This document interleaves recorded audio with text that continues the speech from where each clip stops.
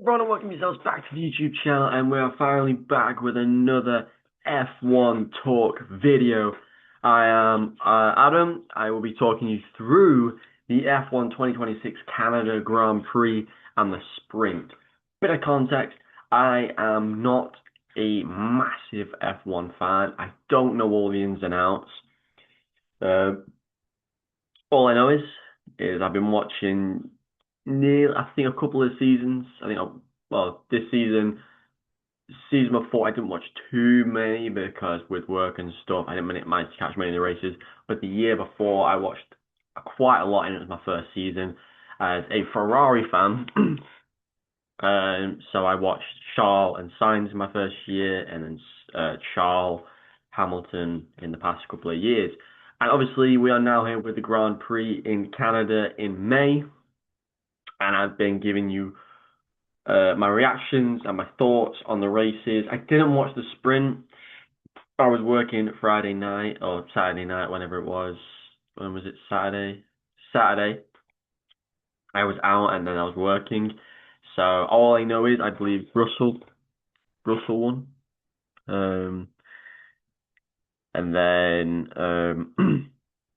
Antonelli obviously won the main race. I did watch that. It was a great race.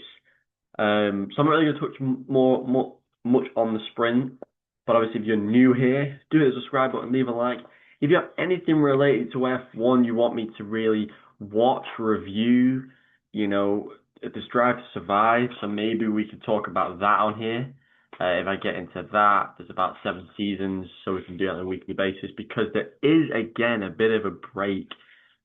If I am not mistaken, we are on the 25th of May, and the next race is in Monaco, so we're a couple of weekends away, and then we get a couple of races back to back. So we're sort of almost getting back into the routine of having a couple of races, a break, a couple of races, break. So that is good.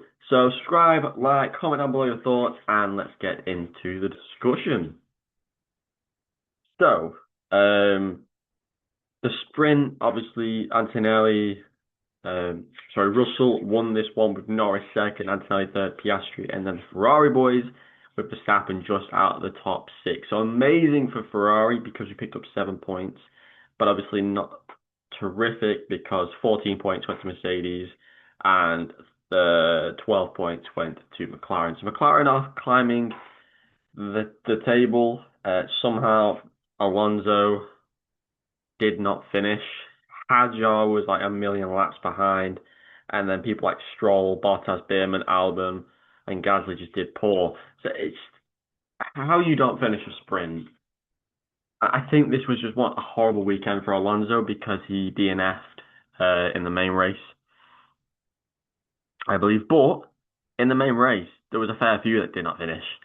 You had Lindblad, Albon, Alfonso Davies, Russell, Norris, and Perez. Like, you got to feel for Russell because he was in first and he had an amazing battle with Antonelli for most of the race, which ended up giving and gifting Antonelli the win because I think Russell would have won in the end, but it would have been a great battle. But for 6 cars not to finish, like Alonso, he needs to retire. Norris, I can't remember how or why he DNF'd. Albon, I think he was pushed off the track and by Norris or smashed into or something. So he was very unfortunate. But yeah, Russell kicked off massively when his engine just died on him. But the usuals finished at the bottom: Bottas, Stroll, Bortoleto, Ocon. These are some of the races that Ocon's done all right at times, but Bortoleto, Stroll, Bottas, you sort of wonder why they're even here.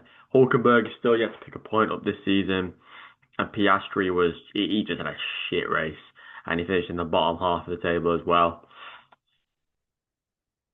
But what was good, Hamilton and Charles picked up a combined amount of points of 30. Max and Hadjar picked up 25 points, which is incredible for the Red Bulls. Obviously, McLaren picked up 0, but obviously they got a few points on Saturday. Luckily, Antonelli won, so he got 25 points, the exact same amount as Red Bull. So technically winning the race. Didn't do much in the constructors, but for the World Championships, it was good. Alpine, they picked up 12 points, so great racing from Colapinto and Gasly, with Williams getting some points, Racing Bulls and Haas getting some points under Lawson, Sainz, and Beerman. Overall, it was the top two were never going to change. I think Antonelli and Russell were just in a league of their own again. Max was in second for a while, and Hamilton pulled out an amazing move. He finally got, I think it's his first time finishing second in a long time, a few seasons at least. But yeah, I'm just really glad that Charles is always just there or thereabouts. The Ferrari boys, I don't think have won a race this year. I think it's just always been the Mercedes slash Norris or Piastri. Um, but yeah, it's been good. The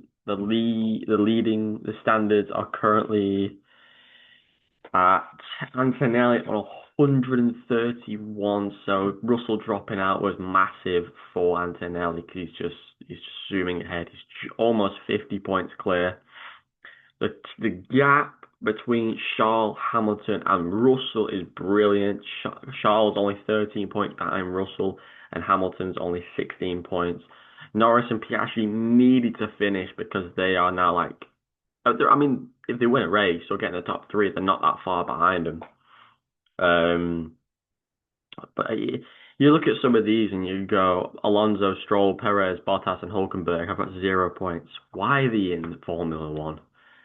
You almost go, why have we got 22 cars when there's only like, I'd say 16 that can actually race to a decent standard?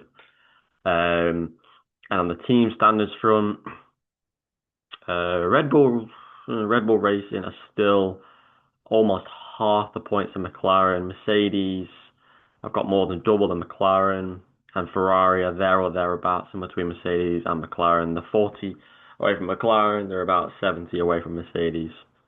But yeah, it was really good. The main bits were really with Antonelli and Russell, and Russell DNF'd. The mess up from McLaren, just absolutely the multiple restarts at the beginning, the virtual yellow flags, the weather. It was a crazy race. It was a good race, and just it's amazing to see how well Antonelli is doing this season. And hopefully the Ferrari boys can finish at least second with the rate that Mercedes are going, unless we can pull something out of the bag and have an amazing second half to the year. I think we've only had like 4 or 5 Grand Prix so far and a couple of sprints, so it's still all to play for. Piastri was over 100 points clear last season and he bottled it to Norris, so we'll see what happens. So what was your thoughts on the Canadian Grand Prix and the sprint? Let me know down below in the comments, and I'll see you in the next one. Goodbye, guys.